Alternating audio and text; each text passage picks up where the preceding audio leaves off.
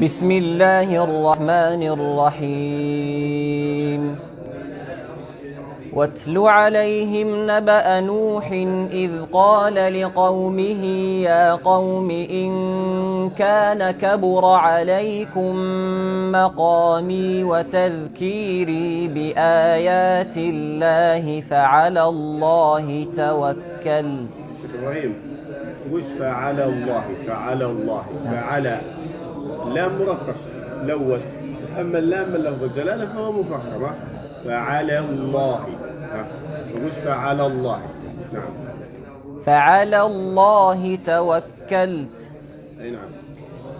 فأجمعوا أمركم وشركاءكم ثم لا يكن أمركم عليكم غمة ثم اقضوا إلي ولا تنظرون. فإن توليتم فما سألتكم من أجر إن أجري إلا على الله وأمرت أن أكون من المسلمين. اكسر الميم. وأمرت أن أكون من المسلمين. فكذبوه فنجيناه ومن معه في الفلك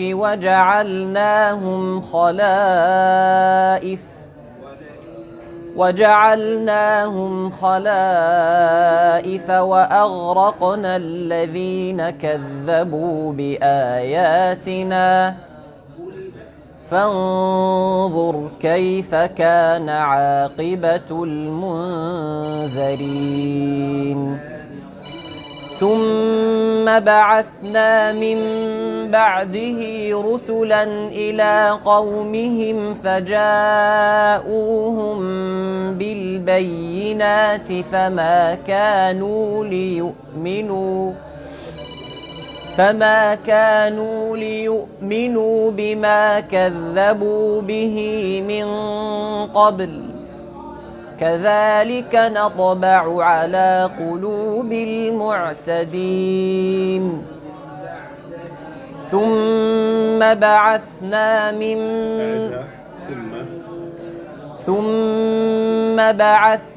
من بعدهم موسى وهارون إلى فرعون وملئه بآياتنا وسلطان مبين.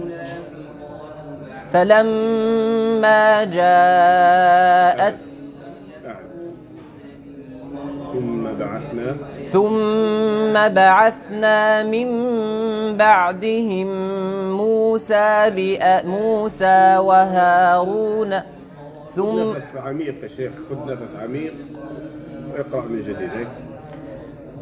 ثم بعثنا من بعدهم موسى وهارون إلى فرعون وملئه بآياتنا فاستكبروا وكانوا قوما مجرمين.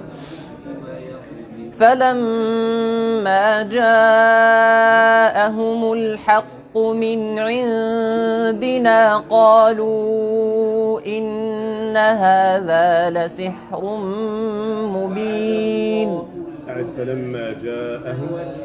فلما جاءهم الحق من عندنا قالوا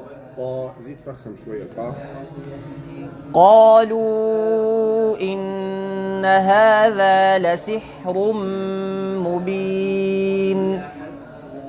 قال موسى أتقولون للحق لما جاءكم أسحر هذا ولا يفلح الساحرون.